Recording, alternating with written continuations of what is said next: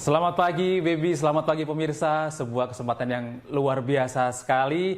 Saya Gede Satria hari ini berkesempatan untuk turut melepas langsung Bapak Profesor Mahfud MD dari kantornya langsung di Jakarta ini. Seperti kita lihat pemirsa, saat ini saya sedang berada di ruangan rapat utama di mana Profesor Mahfud MD biasanya berdiskusi bersama staf-stafnya, bersama dirjennya, di mana ide-ide besar ada didiskusikan di sini.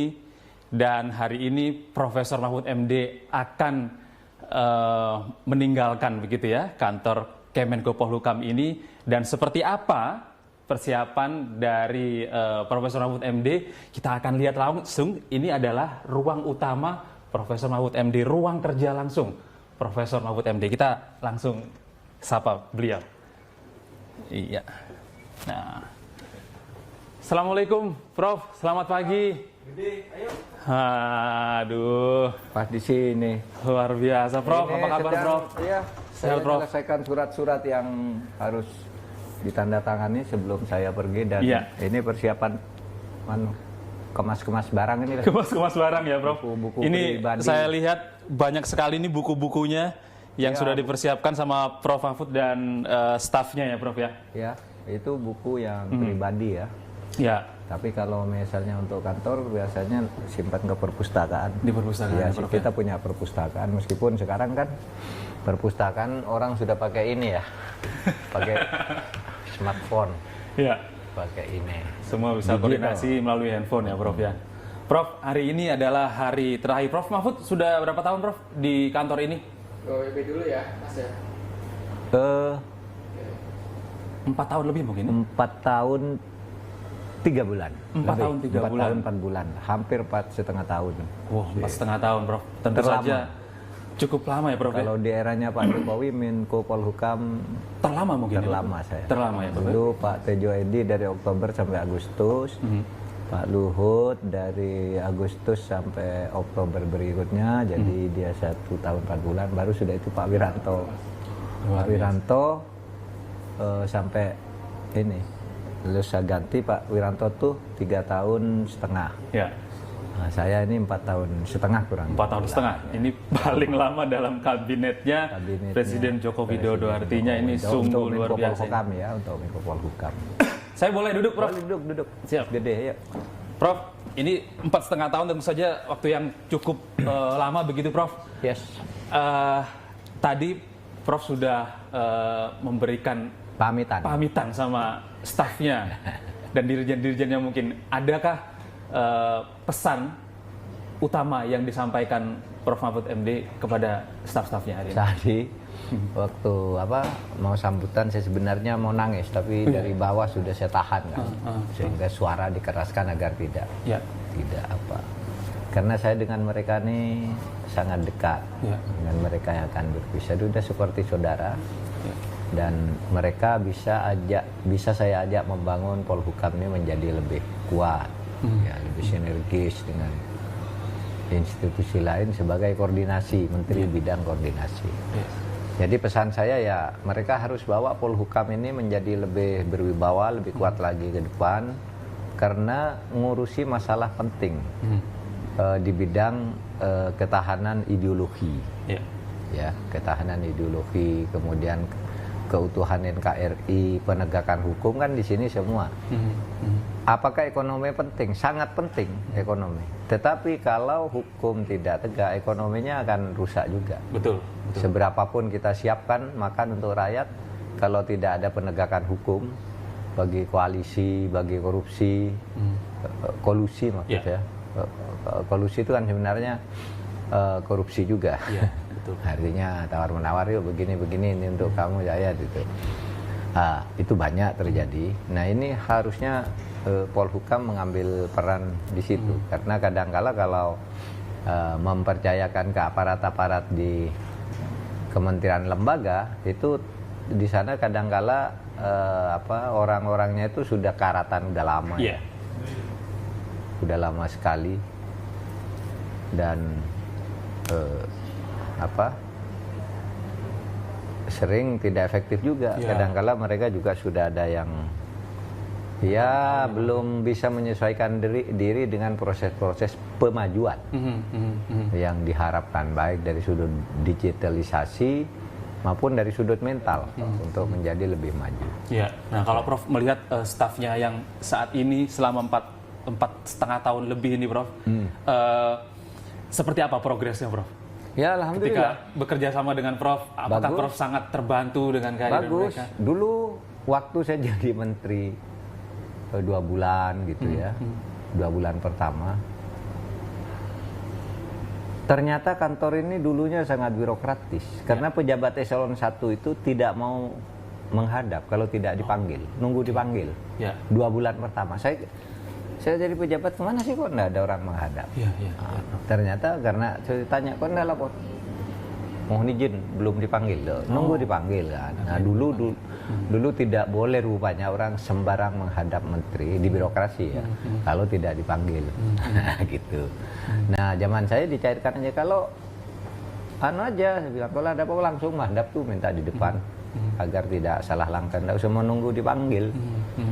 Oleh sebab itu saya buka kantor ini di rumah juga, sehingga saya bisa sampai tengah malam saling WA, saling telepon dengan para pejabat eselon 1 itu. Nah itu kesannya begitu ya. Dulu kok orang tidak mau menghadap sih, saya duduk sendiri aja. Bingung juga, Prof. Berarti ya kan. Akhirnya saya beritahu, saya panggil satu, nih Sesmen, gimana kok enggak pernah menghadap? Saya sudah sekian hari, Bapak belum dipanggil, Bapak. Nunggu dipanggil. Jadi artinya ketika Prof ada di sini mencairkan semua deputi saya panggil semua satu-satu. Birokrasi itu ya, Prof. Terus ajak makan bakso gitu keluar, rame-rame gitu. Akhirnya cair, lalu dibangun kinerjanya. Itu yang saya lakukan. Nah, Prof, selama Anda 4,5 tahun di sini, hal apa sih, Prof, yang sangat berkesan buat Anda? Dan mungkin ketika Anda nanti sudah beberapa tahun kemudian untuk tidak pelaksanaan terlupakan, tugas gitu? ya. Ya. Ketika saya masuk pertama ke sini, orang ragu, bisakah enggak Pak Mahfud itu jadi Menko Polhukam? Saya sendiri kan sebenarnya waktu pendekatan saya mau masuk kabinet itu saya mintanya Jaksa Agung. Dan itu sudah sampai sehari sebelum Pak Jokowi dilantik masuk dikonfirmasi Pak Mahfud nanti Jaksa Agungnya. Itu Pak Pratikno dan teman-teman, sudah Pak Mahfud Jaksa Agungnya. Sesudah Pak Jokowi tanggal 20 Oktober bersumpah di depan MPR, malamnya berubah, Pak Mahfud jangan Jaksa Agung, ada yang lebih penting, katanya apa? Polhukam. Nah, Pak Luhut yang memberitahu saya pertama, lalu Pak Pratikno tengah malam telepon, besok segera menghadap Presiden, Pak Mahfud jabatannya berubah, tidak Jaksa Agung gitu. Tantangan lagi lebih besar ya, kan jawabnya kan, Prof? Sebenarnya saya mau Jaksa Agung waktu itu mau saya babat karena saya sudah punya pola ketidakberesan penanganan hukum. Termasuk target-targetnya ya? Iya, targetnya saya sudah punya, ini tahap gitu. Dan saya akan menguatkan lagi KPK sebagai lembaga supervisi penegakan hukum sambil menguatkan Jaksa Agung. Nah, saya tidak jadi Jaksa Agung, lalu yang jadi Pak Burhanuddin. Tapi Pak Burhanuddin ternyata bagus juga nih, kinerjanya luar biasa bagus gitu. Jadi waktu itu yang paling berkesan bagi saya itu sebenarnya ditawar untuk Jaksa Agung dan saya nawar untuk Jaksa Agung waktu itu. Tapi lalu digeser ke Polhukam. Nah, waktu saya di Polhukam itu ternyata banyak yang ragu kan. Pak Mahfud tuh enggak bisa di situ, apa kok jadi Polhukam, orang sipil lagi enggak. Ini bawahannya menteri-menteri, Jepang 5 apa gitu. Sampai Rocky Gerung nih, sahabat saya, Pak Mahfud itu katanya, itu enggak bisa Polhukam, paling lama 8 bulan dia sudah di reshuffle. Karena dia terlalu terbuka, enggak boleh itu Polhukam terbuka kira-kira. Itu Rocky Gerung. 8 bulan, kalau ada reshuffle pertama, dia akan kena pertama. Si Rocky Gerung waktu saya. Itu sahabat saya, mungkin untuk mendorong semangat saya aja. Tapi dia waktu itu memang bilang begitu. Ada seorang teman lagi, apa Pak Mahfud? Nulis malahan di berbagai media sosial. Pak Mahfud apa bisa manggil jenderal-jenderal kan? Pemimpin jenderal itu gitu. Ya, saya tenang aja, tapi nyatanya bisa. Ya. Alhamdulillah bisa, dan saya baik dengan para panglima, kepala staf, Kapolri, hubungannya baik lah, Ya. profesional betul, karena saya sebagai Menko Polhukam gitu. Bisa, ternyata bisa, bukan 8 bulan, tapi 4 tahun 3 bulan, 4 tahun setengah lah ya, 4 tahun 3 bulan, itu pun saya minta berhenti, bukan di reshuffle sepihak gitu kan. Nah, alhamdulillah, berarti saya sudah berusaha mengemban amanat itu dengan baik. Iya, Pak Mahfud, apa yang akan Anda rindukan ini dari kantor tempat Anda menghabiskan 4 tahun 3 bulan ini, Prof? Pertama, tentu hubungan saya dengan Anda, dengan wartawan. Ini kantor baru terbuka ke wartawan, dan wartawan boleh tanya apa saja di sini. Itu selama 4 tahun ini kan. Dan saya berterima kasih kepada wartawan. Nah, yang sebelumnya itu kan sangat formalitas, normatif. Keterangan-keterangan Polhukam dulu kan normatif, begini-begini, selesai, tidak berkembang. Nah, kalau saya lempar ke wartawan, ada isu yang sulit saya selesaikan, koordinasi ke sana tidak bisa, lempar aja ke wartawan, selesai. Akhirnya terpaksa kan, karena publik kan yang saya pakai, publik, semangat publik. Dan emosi publik juga saya pakai. Ini ada kejahatan di sini, tidak bisa dibongkar. Bongkar wartawan di sini kan, selesai. Artinya sangat terbuka sekali ruangan utama Anda ini untuk menerima kami sebagai jurnalis. Iya. Anda tahu kasus Sambo itu? Kan saya selesaikan lewat wartawan. Ke sana udah macet, ini macet. Saya teriak ke wartawan tiap hari jadi. Itu yang akan saya rindukan. Yang kedua, keakraban saya dengan para pegawai. Ya, seperti tadi saya olahraga gitu. Saya tidak kenal satu persatu dengan mereka, tapi saya merasa mereka ini dekatlah dengan saya, karena saya sering pergi ke mall gitu ya, tiba-tiba ada orang datang, Pak, cium tangan, siapa kamu? Loh, Bapak, saya pegawai Bapak gitu. Kalau di kantor mau salaman dengan Bapak nggak bisa, kalau di sini bisa. Justru di luar, Pak ya. Justru bisa di luar. Dan semuanya, hampir semua banyak. Kalau saya ke daerah gitu, Pak, anak saya kerja di kantor Bapak, dan seterusnya. Mereka senang sekali gitu. Nah, itu kesan saya. Ya, saya memang mengatur itu. Hubungan itu harus baik, karena jabatan itu bergilir. Kalau lama ya 5 tahun kan. Sudah itu digilir lagi. Masa mau berbuat tidak baik kepada orang? Betul. Prof, ini kalau Prof Mahfud ini ada nggak hal-hal lucu atau hal-hal yang mungkin kita semua tidak tahu nih, kegiatan Prof Mahfud dan staf-stafnya yang mungkin Prof masih ingat sampai sekarang?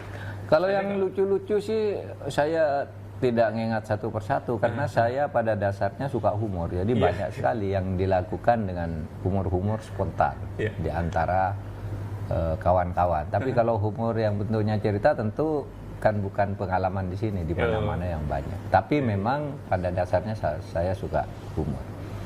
Sering saya nonton bareng dengan Nobar, mereka. Bro? Film? Bukan, misalnya teaternya Butet. Teaternya Butet ya. Dulu itu, sebelum musim politik. Sekarang saya sudah musim pemilu, saya tidak ngajak lagi nonton teaternya Butet. Nanti itu ajak staff-staffnya, Bro? Iya, dulu. Saya bisa beli, nonton nonton Butet sampai 30 orang dari sini saya ajak semua.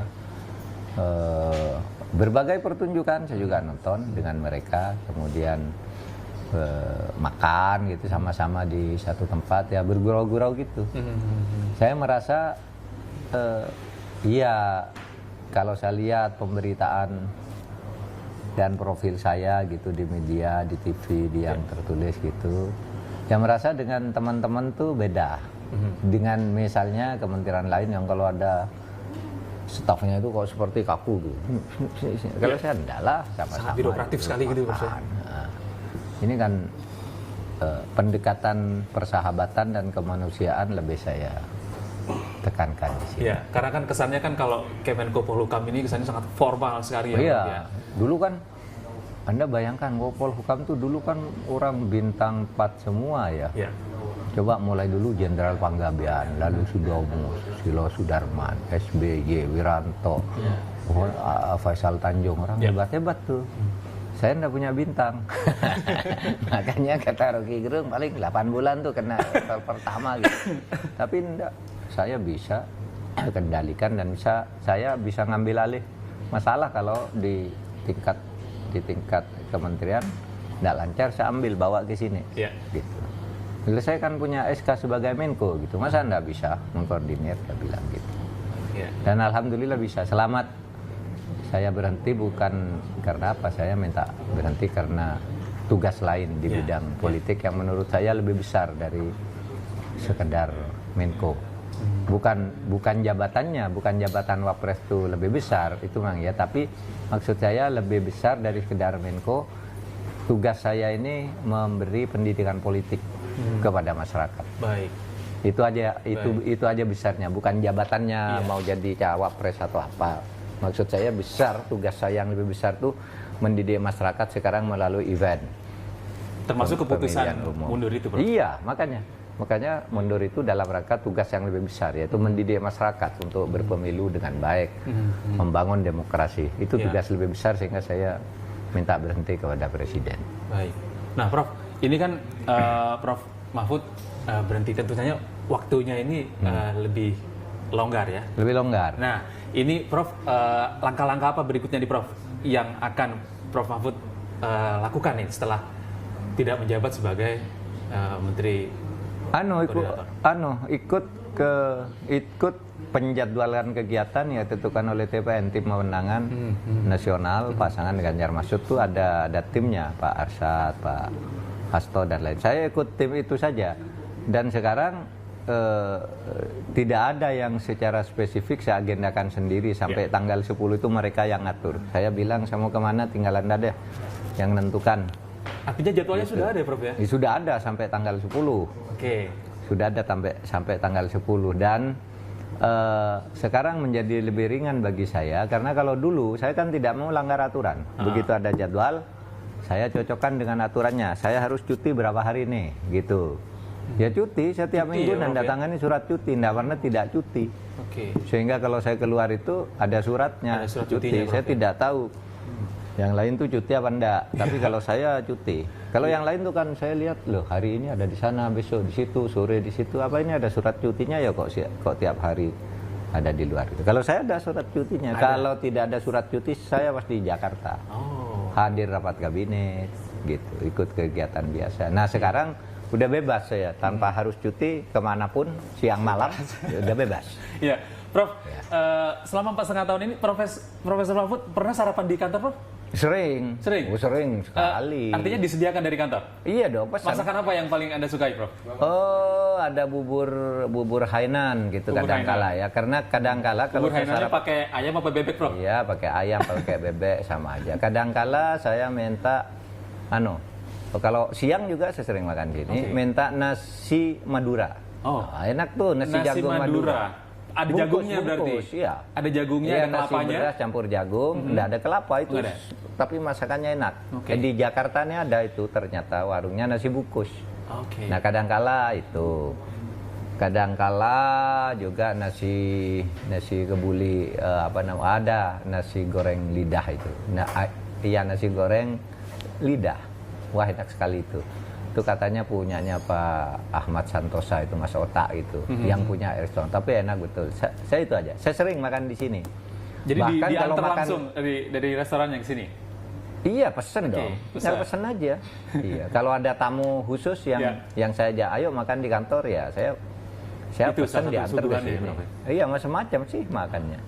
Kan kalau siang tidak bisa pulang harus makan di kantor kan. Makan di kantor. Tapi kalau pagi terkadang kalau misalnya berangkat terlalu pagi terus di sini ya rebusan gitu ya kayak singkong, ketela, kacang gitu. Ada ya tiap hari, hampir tiap hari ada. Kalau Prof mimpin rapat pun dengan staf-stafnya itu selalu ada cemilannya dong, Prof? Selalu ada. Apa tuh cemilannya, favoritnya? Oh kalau rapat itu sudah diatur oleh rumah tangga ya. Itu bisa kue-kue yang standar ini ya, standar rapat gitu, pakai kotak, pakai ini itu. Tapi kalau di sini ya saya begitu. Rebusan singkong, jagung, tela, kacang gitu di sini tiap hari ada. Ya, Prof, ini tentu Prof akan banyak sekali melakukan perjalanan ya Prof ya. Setelah ini ya, tentu saja waktunya meskipun sudah tidak ada di sini, tapi jadwalnya sudah menunggu Profesor untuk Iya, sampai tanggal 10 jadwal udah tanggal penuh 10 ya. Prof, ada nggak tips untuk mempertahankan stamina Profesor nih di tengah kesibukannya? Mempertahankan apa ini, saya banyak minum herbal ya. Herbal, misalnya kunyit ekstrak, bawang putih ekstrak. Yang banyak lingsi gitu dikirimi teman. Lingsi itu obat namanya lingsi. Oh, ya. Itu ekstraksi apa, akar-akar apa itu untuk memperkuat jantung. Tapi di sini ada dokter yang disediakan untuk keluarga. Dokter khusus? Ya, dokter khusus. Itu bisa saya panggil sehari 24 jam untuk meriksa darah, tensi. Kan saya sendiri memang secara umum sehat, tidak ada masalah gitu. Kalau mempertahankan kesehatan ya saya biasa tidur di mobil, tidur di pesawat dan sebagainya. Tidur di mobil, Bro? Iya biasa. Gitu. Saya di perjalanan mobil setengah jam saya bisa tidur. 10 menit pun kadang-kala bisa tidur, tapi sesudah mobil berhenti seger lagi. Tapi kualitasnya ya Prof ya, kualitas istirahatnya. Iya, jadi istirahat tuh penting gitu. Power nap ya Bang? Itu aja. Saya tuh sudah tahu gejala badan saya kalau akan sakit dimulai dengan nafsu makan turun. Nafsu makannya turun. Kalau nafsu makan turun, nah ini akan sakit nih. Lalu menyesuaikan diri, istirahat dulu gitu ya. Suplemen ada Prof, vitamin-vitamin gitu. Vitamin ya banyak. Iya, vitamin. Vitamin yang herbal banyak ya, yang ramu-ramuan. Tapi vitamin yang juga dari toko-toko itu, misalnya Farmaton, Formula gitu kan. Minyak ikan. Kalau minyak ikan tuh orang pergi ke luar negeri pulangnya ngasih Pak minyak ikan, sehingga banyak sekali di rumah minyak ikan. Orang ke Timur Tengah bawa ibu, madu. Madu. Kalau madu dari Timur Tengah. Selalu rajin Prof minum madu? Enggak, saya minum madu enggak begitu ditumpuk aja di situ. Terkadang aja minum madu. Tapi kalau herbal ekstrak itu iya. Kalau makanan-makanan yang pernah nggak bawa makanan dari rumah, masakan ibu? Masakan ibu enggak. Nah, ya? Kalau ke kantor Menko Polhukam dulu sering. Sebelum di Polhukam dulu ketika Menhan, ketika ketua MK itu sering bawa. Ya. Ketika di Polhukam ini enggak. Karena apa? Kan deket aja rumahnya. Kalau pengen masakan ibu ya pulang aja kan. Nggak usah bawa dari rumah. Prof, baik. Terima kasih atas waktunya. Baik, Gede. Saya mohon maaf sekali dan terima kasih sekali teman-teman jurnalis sudah diterima secara langsung ketika ada kesempatan. Mudah-mudahan nanti bisa diterima juga di tempat lain, di tempat berikutnya kalau Tuhan mengizinkan. Teman-teman jurnalis kita ketemu lagi lah. Insya Allah. Karena orang itu karirnya maju kalau tidak punya uang, ya dekat dengan jurnalis saja. Salah satu tips. Kalau ada orang yang punya uang maju kan bisa oke. Tapi ada orang sudah tidak punya uang, tidak dekat dengan jurnalis, jatuh dia habis. Kalau saya tidak punya uang, dekat dengan jurnalis saja. Luar biasa Prof. Terima kasih banyak waktunya ya, Prof. Mahfud MD. Semoga sukses selalu, semoga sehat selalu, semoga panjang umur. Dan kami semua selalu berdoa untuk kesehatan. Amin. Ya. Salam sama teman-teman ya. Terima kasih banyak Prof. Terima kasih. Dan pemirsa, demikian tadi dialog singkat saya bersama Profesor Mahfud MD yang hari ini merupakan hari terakhir beliau di Kementerian Koordinator Politik Hukum dan HAM.